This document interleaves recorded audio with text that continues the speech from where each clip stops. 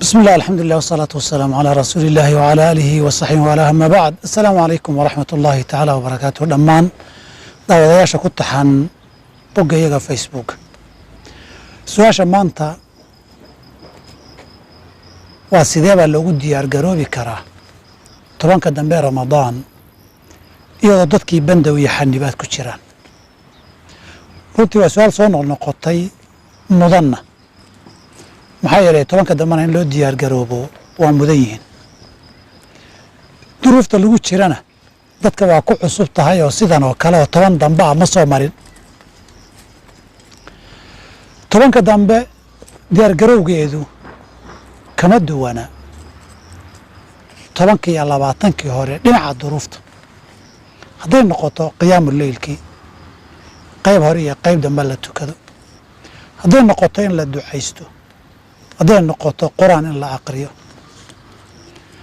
wuxuu ku sii fiican yahay tobankan dambe dhowr arrimood oo qofka u kaalmaynayaa jira inkastoo waxyaabo la waayaya dadka qaarkii waayayaan ay jiraan waxaa la waayayaa jamaacadii dadka dhiiri gelinaysay dadka ictikaafka masaajkan fadhiisan jiray waa la waayayaa laakiin haddana dhinac kale ay leedahayoo imtixaanaadka dhacay dhib ma wada ah labay leedahay labadaa haddii la waayey labay duruuftani leedahay waa midda koowaadee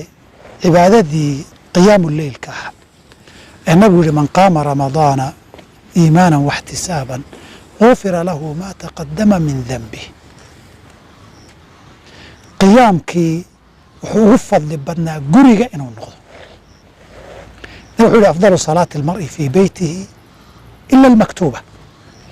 qofka salaadiisa waxaa ugu fadli badan miduu guriga ku tukado waxaan faradkiiyo waajib ahayn raggaa laga hadlayay sidaa darteed salaada masaajka lagu tukanayay ta guriga lagu tukanayaa ka fadli badan fadli iyo qiimo kaleba leedahay oo guriga ku tukashaduyo masaajka markaa ku tukanaysay waa daba taagneed oo waad iska dhegaysanaysa oo aamusnayd hadda laakiin haddaadan qur-aan xifdisanayn xataa kitaabkaagaad qaadan kartaa intaad la kala baxdo ama kitaab qur-aana qaado ama gacanta ku hay ama bahalkan dheer oo khudbooyinka marka la jeedinayo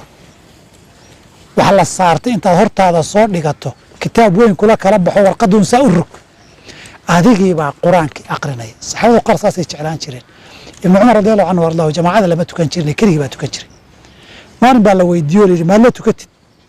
marka iska aamusnaanaya u yihi sida dameer meel taagan maan afka tuuraya oo iska aamusnaanaya intuu qur-aanka la aqrinaya anigu maan akhriyo falahu bikulli xarfin xasana way dhegaysigu ajirka intaa la eg ma laha laakiin maanta waxaad haysataa fursad qur-aankii oo dhanba aad ku akhrida tobanka dambe ood ku tukato habeenkii salaadaadii iyo soo jeedkaaga 3 jus akhri tobankaa beri khalaas wayba dhammaatayba 9 beri oo min 3 hal maalin 4 ka dhig halka maalin 4 ka dhigaysana aan kuu qishee maalinka jumcada ka dhigo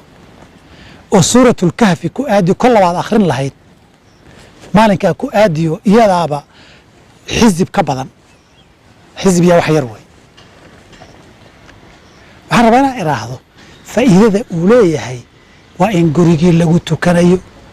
waa inaad jaanis u helaysa aduu qur-aankii aad akhrido salaadii ajirkeedii iyo qur-aankii akhriskiisa ajirkiisii baad hesho wuxuu kaloo leeyahay dhammaanteen laynagu qasbay in yar baa u nasan jirtaye in shaqooyinkii aan ka nasanno innagoo nasanna habeenkii soo galood maalintii marar seexan kartood nasanta midoo shaqaynaya oo ordaya oo kana lulaya kana laadlaadayaad iman jirtay habeenkii waxoogay markaad tukataa afkaad kala qaadi jirtay male hadda gurigaad joogtaa naso duhurkii seexo barqadii seexo casarkii iskala bixi habeenkii adoo freesha ku yimaado si fiican baa laylatulqadrigana loo raadin karaa tobanka dambe laylatulqadrigii waa ku jiraa oo cuduradan iyo korona imanaya laylatulqadrigii ma xijaabayaan laylatulqadrigii tobanka dambe ku jirayna waa sidiisii waad u nasan tahay waxaa kaloo raggii maanta u taalaay xaaskoodii iyo ilmahoodii bay la qaybsanayaan dadaalkii iyo laylatulqadrigii raadintiisii reerka bar weliba carruurtii waxbarasho ma aadayaan caawa dhan haddii la soo jeedo subax la kallihi maayo waa la wada seexan habeenkiiba soo jeeda maalintiina seexda duhurka agtiisa soo kaca carruurtuna waa kula soo jeedo mid aad qur-aan ka dhegaysato mid qur-aan akhriya kuwa qur-aan ku subciya kuwa aad keligood sheegtaan wax wanaagsan ka sheekaysataan maa weelo fiican oo cibaado ah oo habeenkii lagu dhammaystana wayba taallaaba marna wax cuna marna wax cabba marna cibaadaysta marna wanaag ka sheekaysta marna qur'aan iyo dikri akhriya marna wada ducaysta ma istiri intaa markaad maqashay war tobanka dadaalkoodu sidan uba kaga fiican yahay sidii hore furaska jiraa ka badan furaska la waayey guryaha dayacmi jiray intii masaajid loo dido carruurtaa laga tegi jiray qofkii masaajidka gaari waayaa si uu tukada aan garanaynin adoo daalan baa habeenkii la iman jiray intuba malaha ha eegina maxaad weyday waxaad haysato ee fursad baa